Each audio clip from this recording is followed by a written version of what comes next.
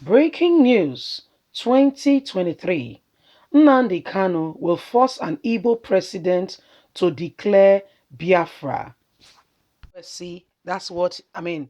That is why he is kicking against an Igbo president because these are some of the people who feel and who has, I mean, they have their rights, they have their opinion. I mean, everybody has right to his personal opinion why Nigeria must remain as one. And in his opinion, he feels strongly that Igbos must remain one with Nigeria. If peradventure they allowed the Igbos to go, they allowed an Igbo man to become president. The conclusion, according to Mr. Dokpesi, is that Nnamdi Kanu will force the Igbo president to declare Biafra. That is what they don't want. So, my people, there you have it. It's called the state of dilemma. There you have it. That's why they are working every way and anyhow against um, the Southeastern becoming Nigerian's president. It is what it is, but guess what is happening? Say, well, we cannot allow a Southeasterner because we feel strongly that they will dominate. Nnamdi Kanu will declare, Biafra. Please don't forget to give us a thumbs up, subscribe if this is your first time. Thank you. Engineer Raymond Dokpesi, chairman of DAAR Communication PLC, has stressed that he is a firm believer of a united, indivisible Nigeria. Dokpesi comments comes amidst agitation by the likes of the indigenous people of Biafra, Elena Omodua, for Nigeria to break up into various republics. In a statement on Monday today, which is signed by Dr. C. found at the report on Sunday via a national daily, where statement pertaining to the People Democratic Party best chance of winning the 2023 elections being held in the party, producing a northern candidate, were alleged to be based on the relationship with a prominent northern businessman and politician. While revisiting the event that led to the Biafra Civil War of 1967 to 1970, Dakosi says that the emergence of the now banned IPOB and its influence across the Southeast has complicated and undermined the agitation for patriotic citizens and Nigerians of Igbo ethnic group to lead at the national level. As far as 2023 election is concerned, an Igbo man cannot be the president. Can you imagine? Can you imagine in this country? Dokpesi suffering from complex. That's what the Igbos have replied him.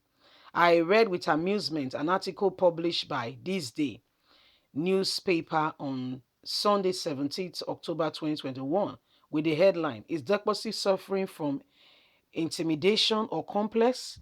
In which statement he declared that the PDP best chance of winning elections will bring ties of the party producing a northern candidate and not an eastern, southeast person.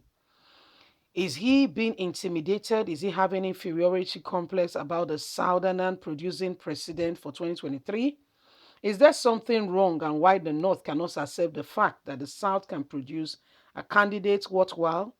The authorities and sponsors of this knows what they are doing. They want Nigeria together at all costs, and we go to whatever length or level. However, I believe we are a people, and everyone has got their opinion. So we'll not base our discussion and our attention on somebody who is largely irrelevant to our today's drive, life, and democracy. Dr. has no voice. And if he wants to continue to speak in matters that his words are not relevant, he can say all he wants to say. So, my wonderful people, this guy say, well, say, he don't want to make Southeastern and become Nigerian president. He said because a Southeasterner become Nigerian president, for your opinion, say wahala go deal. Now we say they go prevail on Nnamdi Kanu.